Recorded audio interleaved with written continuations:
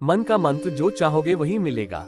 Buddhist story on law of attraction. अपने मन में जिस चीज का विचार करोगे वही चीज तुम्हें मिलना शुरू होगी। अगर पैसे के बारे में विचार करते हो तो आपके पास पैसा आना शुरू होगा। अगर आप अपने प्यार के बारे में विचार करोगे तो आपको आपका प्यार जल्द ही मिलेगा। गौतम बुद्ध के अनुसार हम वही बनते हैं जो हम सोचते हैं। जिस तरह कोई व्यक्ति बुरी सोच के साथ बोलता या काम करता है तो उसे कष्ट ही मिलता है, वही यदि कोई व्यक्ति शुद्ध विचारों के बोलता या काम करता है तो उसकी परछाई की तरह खुशी उसका साथ कभी नहीं छोड़ती है। वही गौतम बुद्ध की यह कहानी जो आज हम आपको बताने जा रहे हैं। इसे सुनने के बाद आप जीवन की सभी समस्याओं को चुटकियों में हल करने में सक्षम रहेंगे।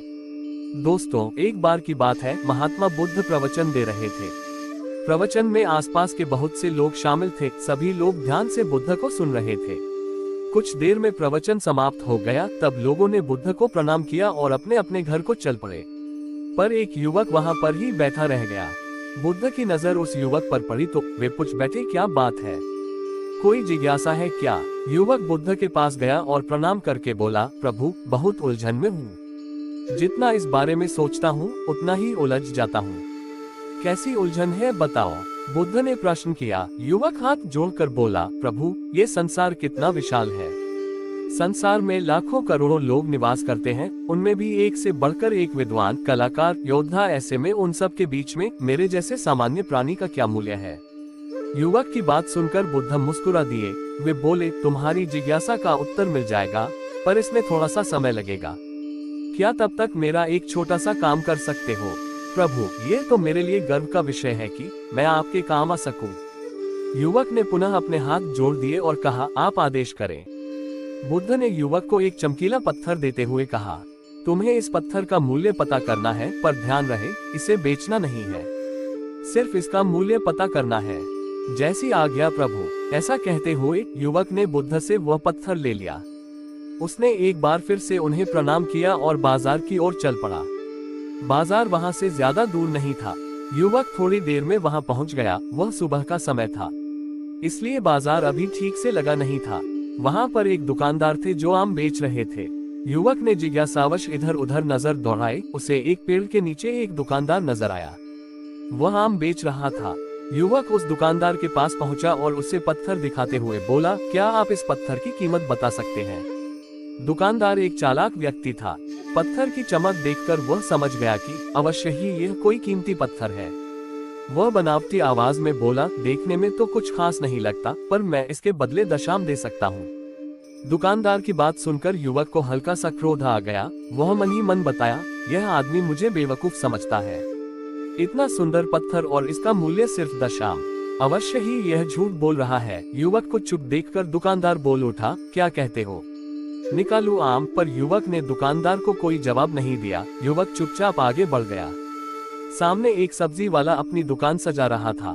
युवक उसके पास पहुंचा और उसे पत्थर दिखाते हुए उसका मूल्य पूछा। उस पत्थर को देखकर सब्जी वाले की आंखें खुशी से चमक उठी। वह मन ही मन सोचने लगा, ये पत्थर तो बहुत कीमती जान पड़ता है। अगर यह मुझे मिल जाए तो मजा ही आ जाए।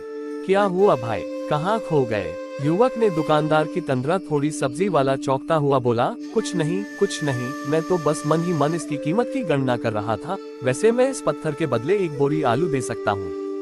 सब्जी वाले के चेहरे की कुटिलता देखकर युवक समझ गया कि ये दुकानदार भी मुझे मूर्ख बना रहा है। मुझे किसी और से इसका मूल्य पता करना चाहिए। ये सोचता हुआ युवक आगे बढ़ गया। सब्जी वाले दुकानदार ने युवक को पीछे से आवाज लगाई, क्या हुआ भाई, अगर आपको यह मूल्य कम लग रहा है तो बताएं तो सही, मैं इसे बढ़ा दूंगा। पर युवक ने उसकी बात पर ध्यान नहीं दिया। वह अब इधर उधर किसी ऐसे व्यक्ति को खोजने लगा जो जानकार हो और उस पत्थर की सही मूल्य बता सके। युवक को लग रहा था कि अवश्य ही यह कोई कीमती पत्थर है, शायद कोई जौहरी इसका सही मूल्य बता सके। ये सोचता हुआ युवक एक जौहरी की दुकान पर पहुंचा। जौहरी अपनी दुकान को अभी खोल ही रहा था। उसने युवक को अपनी दुकान की ओर आते हुए दूर से देख लिया था। साथ ही उसने युवक का हुलिया देखकर यह भी भांप लिया था कि यह कोई गरीब व्यक्ति है जो संभवतः कोई गहना बेचने आया होगा। जौहरी ने हाथ जोड़कर युवक को नमस्कार किया और मुस्कुरा कर पूछा, बताएं महोदय, मैं आपकी क्या सेवा कर सकता हूँ? युवक ने बुद्ध का दिया पत्थर अपनी हथेली पर रख दिया और बोला इसका मूल्य पता करना था। पत्थर को देखते ही जौहरी उसे पहचान गया कि ये बेशकीमती रूपी पत्थर है जो किस्मत वाले को मिलता है। वह बोला पत्थर मुझे दे दो और मुझसे 1 रुपये ये ले लो। कहते हुए जौहरी ने पत्थर लेने के लिए अपना दाहिना हाथ बढ़ाया, पर तब तक युवक ने पत्थर को अपनी मुट्ठी में बंद कर लिया था।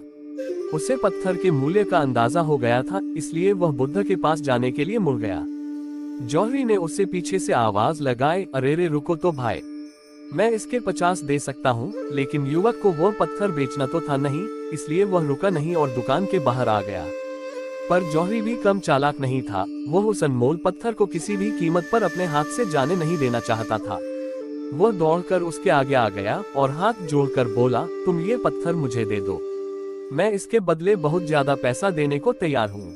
युवक को जौहरी की बातों में अब कोई रुचि नहीं रह गई थी। वह जल्द से जल्द बुद्ध के पास पहुँच जाना चाहता था, इसलिए ना तो वह रुका और ना ही उसने जौहरी की बात का कोई जवाब दिया। वह तेज तेज कदमों से बुद्ध के आश्रम की ओर चल पड़ा। जौहरी ने पीछे से आवाज लगाई, यह अत्यंत मूल्यवान पत्थर है, अनमोल है, तुम जितने पैसे कहोगे मैं तुम्हें दे दूंगा। ये सुनकर वह युवक परेशान हो गया। उसे लगा कि कहीं पत्थर के लालच में जौहरी उसे पकड़कर जबरदस्ती न करने लगे, इसलिए वह तेजी से आश्रम की ओर दौड़ पड़ा। युवक जब बुद्ध के पास पहुंचा तो वह बुरी तरह से हौंफ रहा था।